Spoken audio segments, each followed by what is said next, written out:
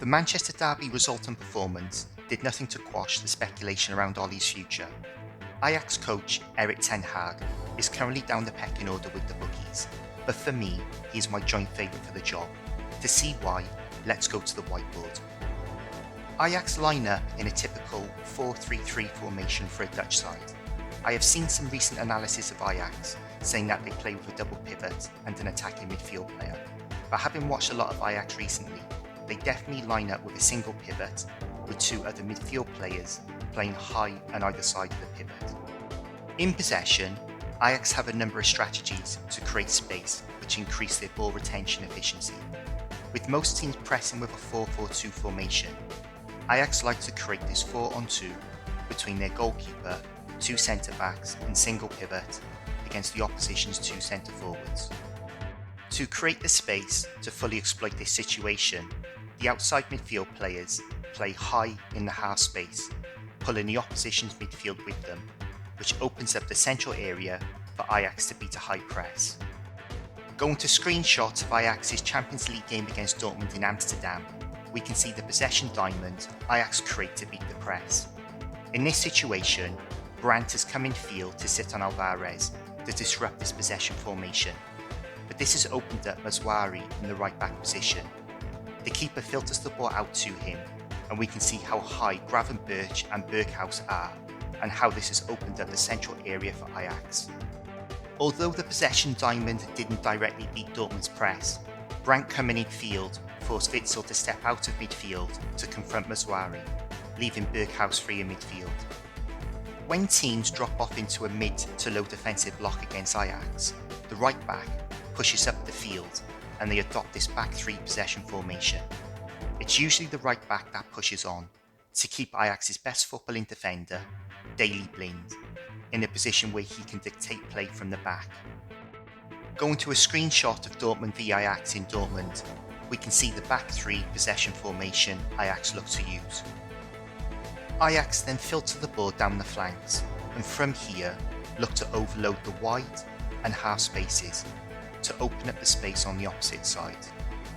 Ajax are capable of playing in the tighter areas, but with the switch option also created, it makes Ajax a difficult team to defend against. And 51 goals in 16 games this season is evidence of that. Going to screenshots of the Ajax v Dortmund game in Amsterdam, we can see how Ajax have overloaded the left-hand side, which has opened up the right-hand side. Ajax work the ball down the left before switching it out to Antony to exploit the space created on the right. A variation on Ajax's possession play is Blind pushes up the left, creating this 3-3 split, which puts huge pressure on the opposition's lateral coverage of the pitch. The common denominator in all Ajax's possession structures is the passing triangles the single pivot creates. So in a position like this, if the centre-back is not able to filter the ball out to the flanks directly, they can always go via the single pivot. In this screenshot, we can see the wide to half space overload on both sides of the field. Tadic is on the left, just out of shot, but we can also see the possession triangle that Ajax's single pivot, Alvarez, always creates. A strategic part of Ajax's attacking overloads are to create space for Alvarez in midfield.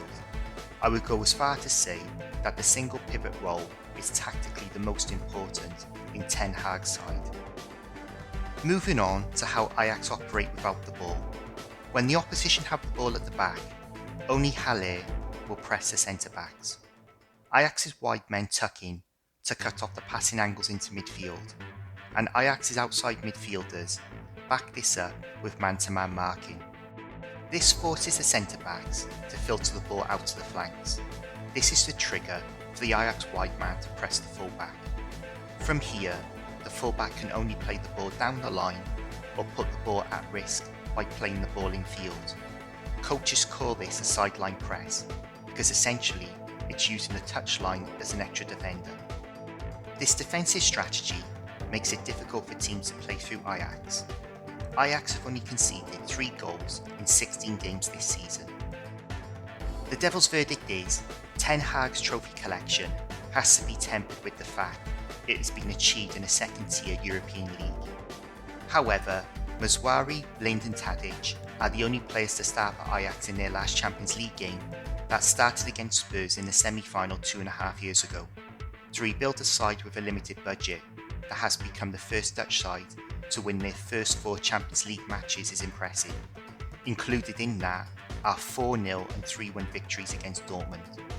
Let me know in the comments your thoughts on Ten Hag and if you would like to see him as the next United coach. Thank you for watching, and please like, subscribe and share, and I'll see you in the next video.